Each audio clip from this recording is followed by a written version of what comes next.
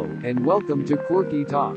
Wear your headphones, crank up the volume, and listen to some views, rants, and everything. Tune into the whole thing so that you don't miss anything.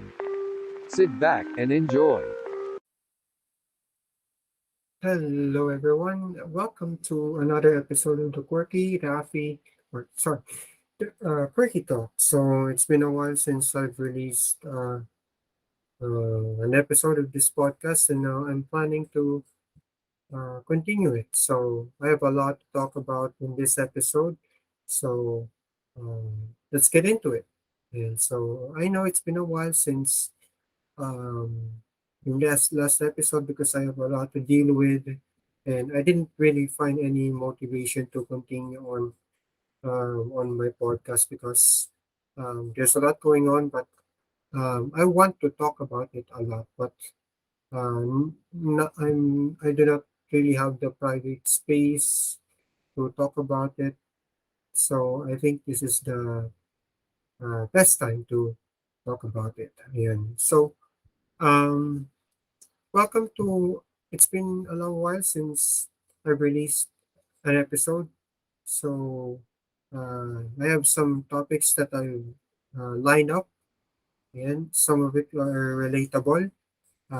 As I've asked from my friends on Facebook and Instagram, what are the topics that you want to that you want me to talk about? Okay, but first, no, I have some interesting topic that I really like to share here, and that is my realization as my first 2 years as a teacher.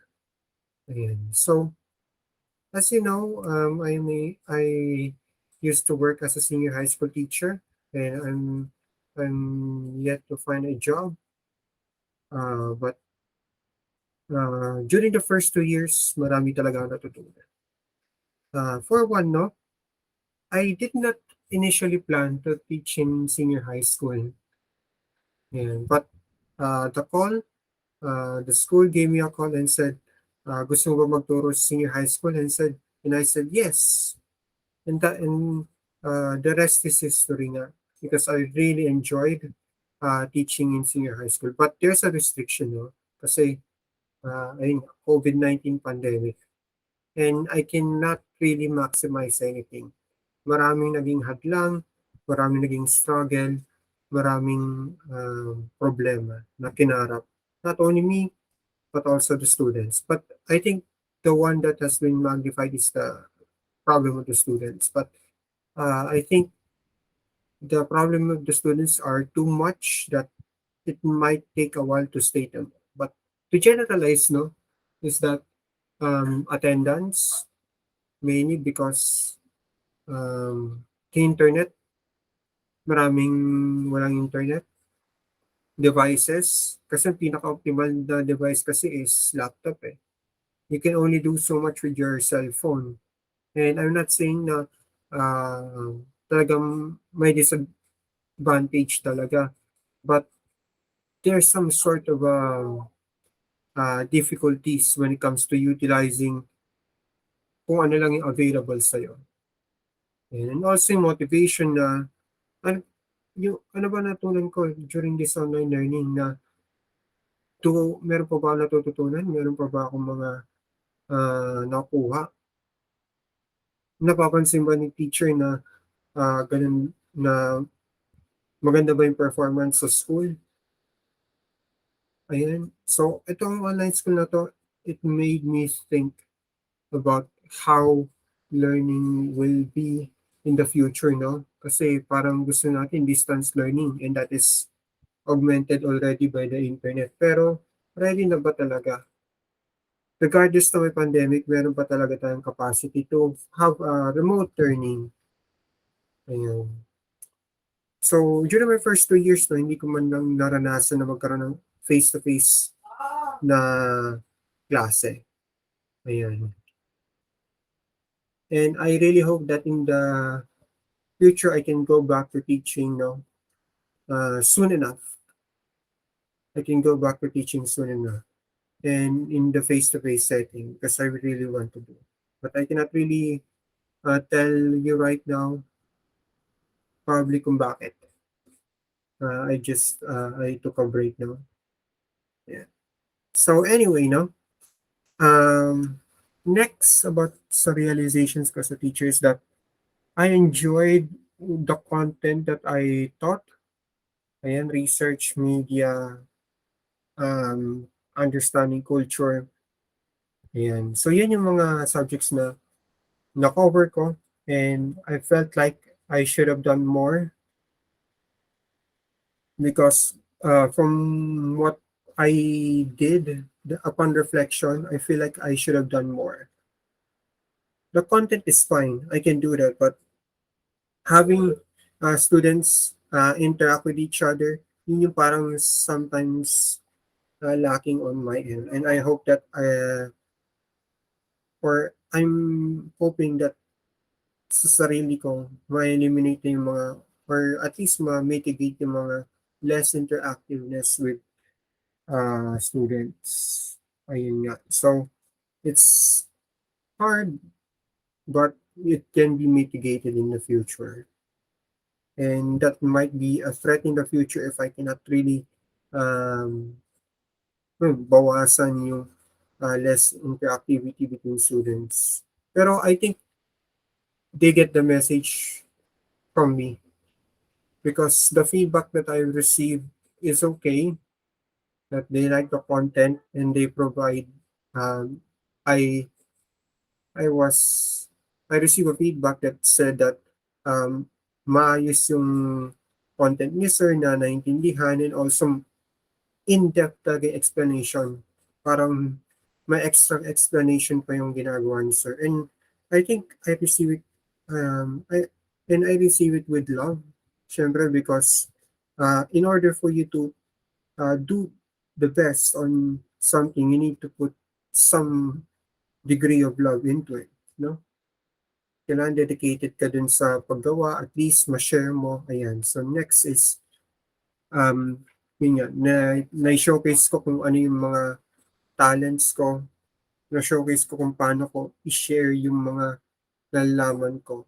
Not just by the book, but also kung ano man yung nalalaman ng lahat.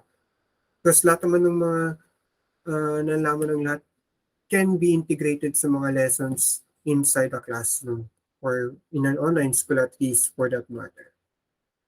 Ayan.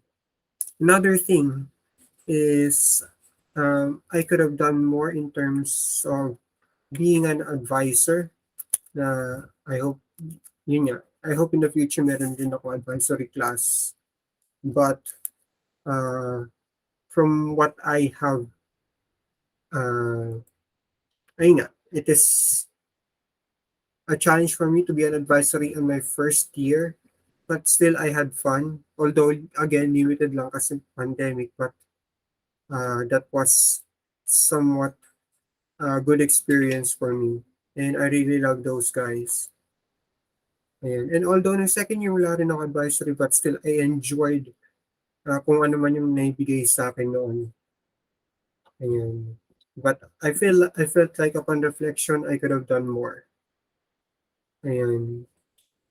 And also, no, when it comes to dealing with other people, no, I learn how to be part of a team. Ayan. Especially to my core teachers na supportive and also I can learn a lot from them. And I learn a lot from them. Marami talaga natutunan in terms kung paano may pag-deal sa students, how to handle classes, and also to the admin of the school.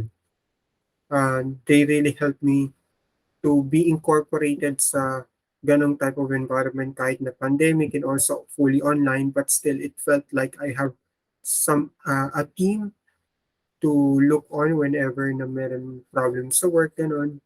And yun nga yung first work experience ko. That's my first ever work experience after graduation. And without the actual work environment. Ayan. So yung work environment na yun, at least it gave me an idea kung paano makitungo yung mga co-teachers dapat. Even online conversations, no, I felt like kapag sa mga work environment, you need a group chat And also, in order for working environment, especially in a team to work, you need to have an active line. Ayan, although my schedule naman, no, but still, I receive a lot of messages, which is okay for me. And also, speaking of messages beyond working hours, I receive a lot from my students ng mga tanungan about sa activities, and that's fine for me. Ayan, since nagkakaroon rin ako ng problem, or always ask them na kung may tanong kayo before we leave the classroom. But that question is probably thrown out the window, syempre because may mga students na nakakalimutan yung mga kanilang tanong, or later on, habang ginagawa yung kanilang mga uh, activities, ayun, kumukuha sila ng parang lakas ng loob after na ng class. But that's okay for me. Ayan. Part naman talaga yun ng teacher na open ka sa communication, at least beyond your working hours. Ayan. Always have that, um, I always have that notion na do not cut your internet in late at night kasi may message sa'yo. Ayan. About sa, ayun nga, about sa activities, no? Ayan. And in the day, I usually deal kung anong mga problem ng estudyante. Then I think that's the best time, no? I do not deal with student problems probably late at night because probably it may be, for me, beyond the line. But I guess I learned that na kailangan mo ring i-communicate yun. Kung may tanong talaga sa'yo, you need to answer that even on late at night. Ayan. Pero kung tulog ka na talaga, you cannot really reply to it anymore. Ayan. And also, aside from communication with teachers and students, especially sa mga students ko, ayan, there's, ayun nga, sinasabi ko rin na yung first 2 years na yun, that is probably one of the best feelings, best experience that I had. And they made this pandemic bearable for me. Ayan. Although sobrang raming problema ngayon I mean, during that time, 2020, 2021, and even now, no, 2022, it made me find a purpose kung ano ba ako sa kanila. It made me find a role sa buhay nila. But guess, no, yung role na yun is some sort of a secondary role, but still, no, the role of a teacher is that of a second parent. But I think I'm much more than that, no? But still, no, dun lang naman yung line. Yun nga, sa estudyante ko, I hope you do well in the future. Ayan. And also, they made me incorporate dun sa parang environment na nasa classroom. They helped me incorporate myself into the culture. They helped me incorporate me to an environment where there's feedback. No, as a young teacher, you need feedback. You need feedback a lot, especially kung ano man yung reaction sa'yo ng mga estudyante. Ayan, you need feedback. Although you still have that standing in yourself, you need to impose yourself as the one who is ahead of the pack, no? But you still need to remind yourself kung ano ba yung magiging reaction sa'yo ng mga estudyante. You need to have a balancing act on that. Ayan. So, you need to make sure. Ayan.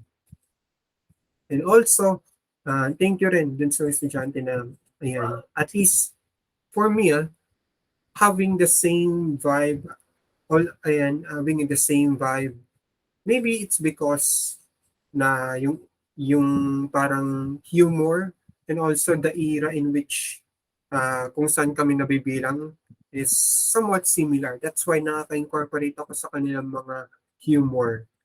Ayan. Na-incorporate ako dun sa kanilang mga kanilang some sort of memes, ganon. But still, it's the same plane ng humor. And lastly, no, as a realization of the, as a teacher, no, is that I have a lot, yan, hindi natatapos dyan. Ayan. I mean, ba't ko naman sinasabi hindi pa tapos? Since I'm just 2 years into it.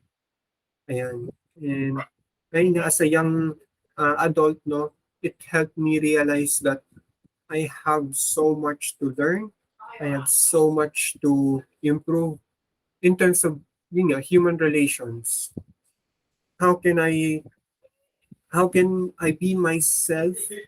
Paano ako makipag-interact sa mga tao? And it helped me realize that although marami pa akong matutunan, it helped me during that 2 years of my teaching experience, that first 2 years, it helped me see what can I do as a person. Ayan. And with regard to others. Ayan. With regard to others. Ayan. So, yun yung mga realizations ko. Siguro, in later years, mas marami pa akong makuwang realizations. But for now, yun pa lang yung parang masabi ko so far. Ayan. So, next, no? Someone sent to me in the NGL.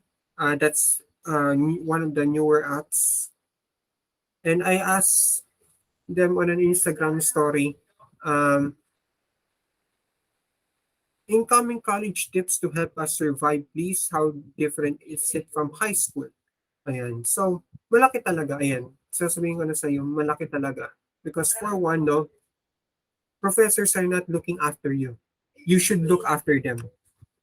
Teachers are not looking there for you. You look after them.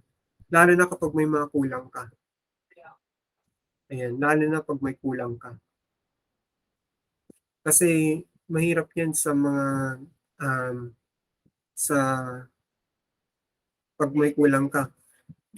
Kasi sila manggagaling parang yung grading nila is way different from high school, and that you need to account for that kung paano sila mag-grade. Yan, kung malaki ba ang weight ng exams, malaki ba ang weight ng performance tasks. Ayan. So you need to account for that. Next, no? Ayan. Find your friends. Find a bunch of productive friends. Hindi yung mga friends na puro bardagulan lang or walwalan. Pero siguro most college friends should be like that. Not only having walwalan, ganon, but also can help you survive. Survive together during your college years. Because, ayun nga, mahirap rin. Lalo na kapag galing kayo sa iba't ibang lugar, you need to have constant communication with your friends. Hindi yan yung parang high school na close talaga yan, close proximity. But sa college, no, you need to keep your friends closer than ever before. And find that friendship group na magiging fit talaga sa'yo. Yan, fit. Okay? Ayan. And also, yung kailangan maging productive ka rin with your friends. Next is budget. Ayan. You need to budget your time and money. Yan, enough said. Because ngayon, time, mahirap na mag-commute, mahirap na mag-manage ng time. At saka yung money, no, dahil sa outside factors, marami mataas ang bilihin. Ayan. So, you need to budget your time and money. Simple as that. And it's up to you on how to do it. Pero, ayun nga, kahit anong course naman, it's gonna be costly for time and money. Ayan. So, you need to budget your time and money well. Next, no, is yun nga, time and money, syempre, that also includes the scheduling, kung ano ba yung kailangan mong i-spend per day. Ayan, or kung may extra kang kailangan i-spend sa mga books, materials, gano'n. Ayan, a lot for that. Take account for that. Ayan, next, no? College tips. Ayan, always focus sa mga subjects because mahirap mag-repeat ng subjects. Although, ayun nga, failure is not really the end. Yan. Pero sa college kasi, ayun nga, depende pa rin yun sa program mo. Ayan. Mahirap rin mag-fail, pero I think if you fail, it's not really the end. Because it will set you for, um, it will set you for something bigger. Ayan. And that something bigger is what we call redemption. Ayan, na na-conquer mo yung isang subject na yun. And magtutuloy-tuloy na yun. Kung na-conquer mo na yung mga subjects na yun, makagraduate ka. But again, ayun nga, always stay focused sa college. You will spend a lot of time reading, you will spend a lot of time writing. So make sure to get the most out of your time studying. Ayan. Ayan. And next no, is that have um ayun nga, have a positive outlook. Ano ba yung magiging ikaw for the next 5 years? Kasi mahirap mo rin i-determine na yung pinining course mo pala is hindi pala para sa'yo. And I learned that the hard way. But, ayun nga, you should pick the program or the degree that is your dream, no? Ayan, that you will perfectly see yourself that you are doing that job. Or not really job, no? Ayan, but, yun nga, ano ba talaga yung gusto mong maging ikaw, yung the ideal self mo for the next few years? Ayan. So you need to set up for that. Ayan. But it's not really too late to learn what you are, yun nga, it's never really too late to, kung ano ba yung gusto mo maging. It's never too late for that. There was never a time na, ma-realize mo na nandun yung regret na hindi mo napili yung course mo. But that's okay, you know? And also, um, lastly sa college tips, no, is that have a strong mental fortitude. Because again, no, mahirap yan. You need to really keep your head above water, but also keep your head down kung may kung sakaling if you will lose focus, if there's some problems um, that will come into your way, keep your head down. Ayan, and focus. But also keep your head up, do not drown yourself in sorrow. In case na magkaroon ng parang mga problems. Ayan. Okay lang ang umiyak. Okay lang yan.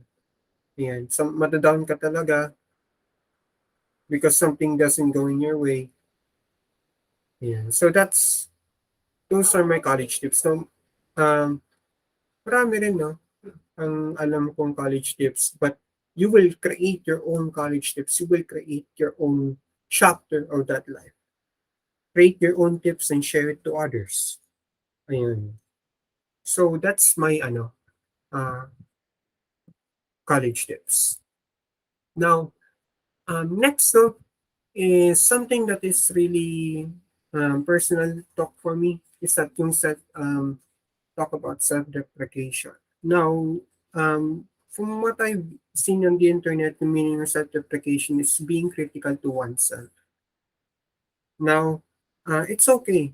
Ganun talaga kapag may crisis talaga sa sarili mo na you are critical to yourself na, ay, I'm an abject failure. I'm too slow learning for this, no? And that's okay, no? Ayan. Naging straightforward na talaga ako this certification.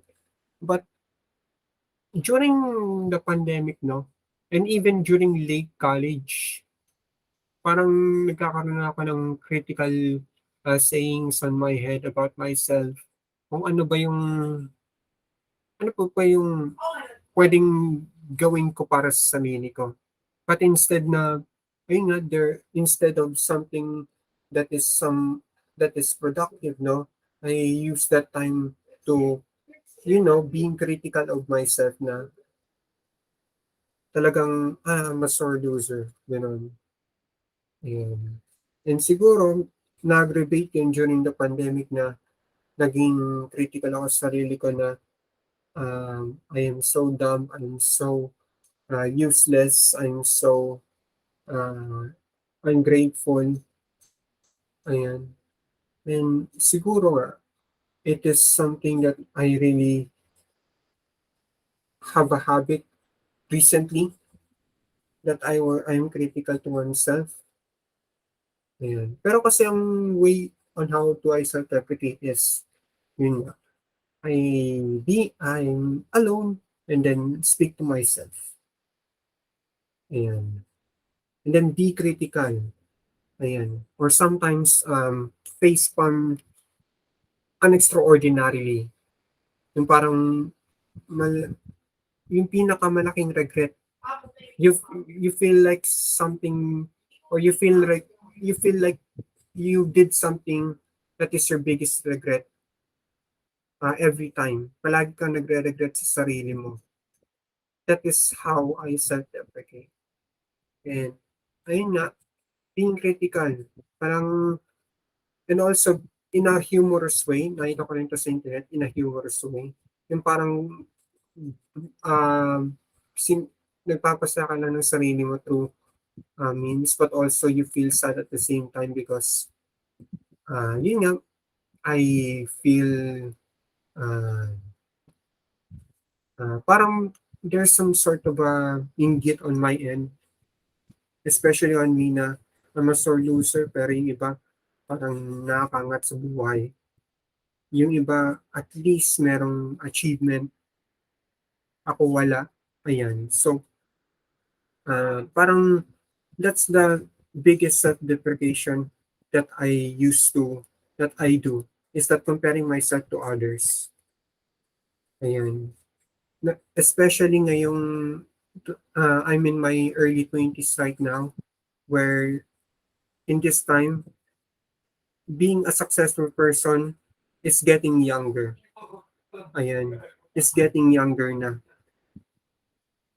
So, yung parang siniset na bar ng society ngayon is that dapat maging successful ka na during this age group. And for me, no, parang with that standard, napilitan ako sa sarili ko na i-compare compare ko yung I compare myself to others. Parang na kita ko na hindi pala ako enough to others. Na parang parang kailangan ko pang pagpilitan yung sarili ko on some groups. I try to chat with others. I try to chat with others, but they might not entertain me. And siguro, I realize na hindi pala ako, hindi pala ako parang likable in other, on others, no? Hindi ako likable. Ayan, that's a way for me to be critical of myself, is that I say to myself that I'm unlikable. Ayan. But yun nga, no, we have to learn from kung paano asarin natin yung sarili natin.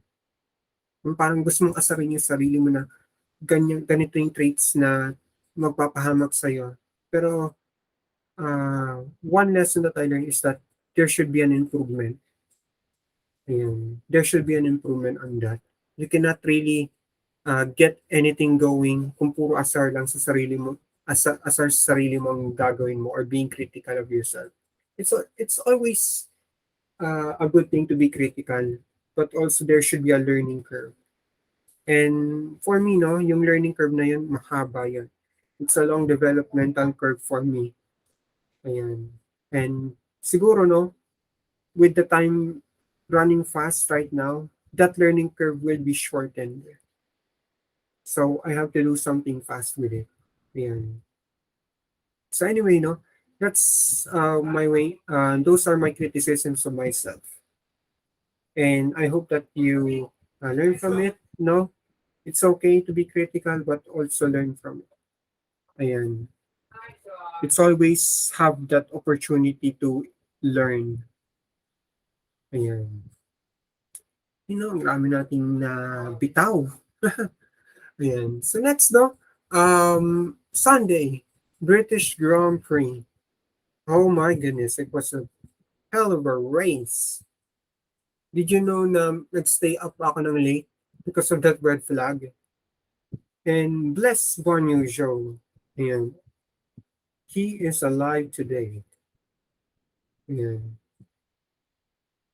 And thanks to George Russell, ayan, think at least Alex Albon is okay. Ayan. And that goes to show you how far the safety standards of motorsport has become. Many people ayaw nila ng halo way back in 2017 and then 2018. But now we've seen crashes like that could have ended someone's life without the halo. The 2018 Belgian Grand Prix at the start at this probably 2018 at the Belgian Grand Prix, 2020 Bahrain Grand Prix where Roman Grosjean, um, you know what happened there. At least I think this British Grand Prix on the F2 where Roy Nissany almost got level, and if not for the halo, and Lewis Hamilton in the Italian Grand Prix last year, and also this year, no? Yeah. So Italian British Grand Prix at the very beginning, meron ng mga uh, shocking moments. And next, no, after the red flag restart, no, and then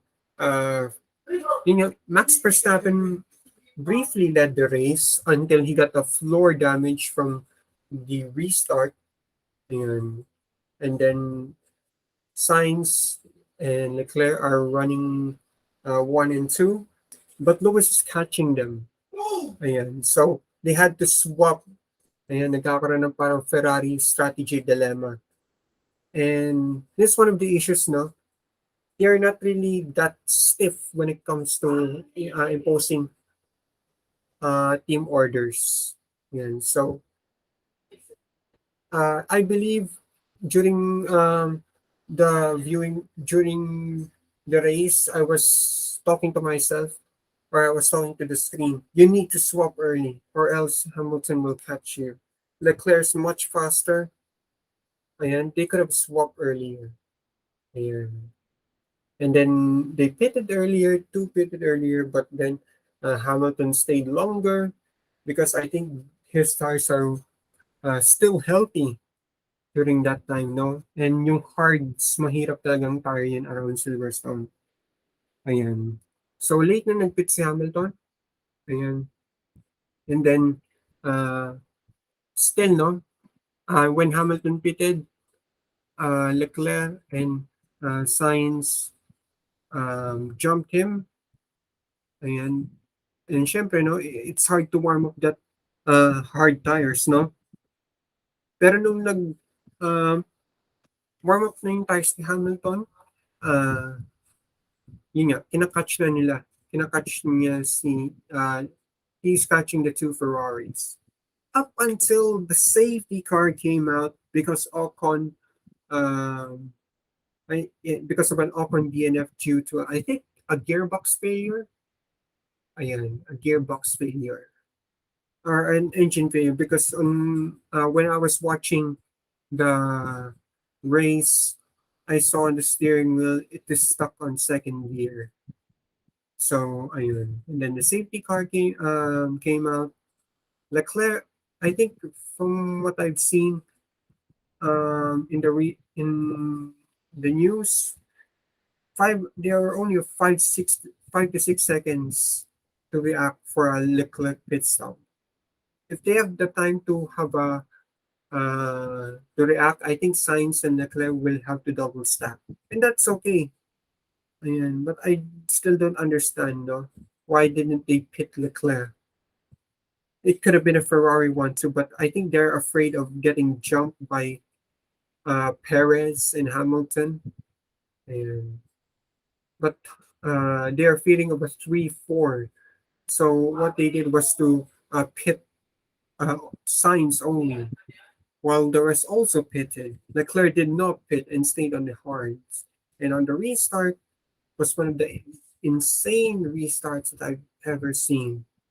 And Sainz went ahead after battling with his teammate for a bit, and then we've seen some insane battles the next lap. And Leclerc dropped fourth, and then Sainz getting his first win. And the reaction of Sainz is everything. I mean, it's not really loud, but he waited for this moment. 150 races, 150 races. And also we got um, Nick Schumacher's first ever points. Wow, that's a very good birthday gift for Seb.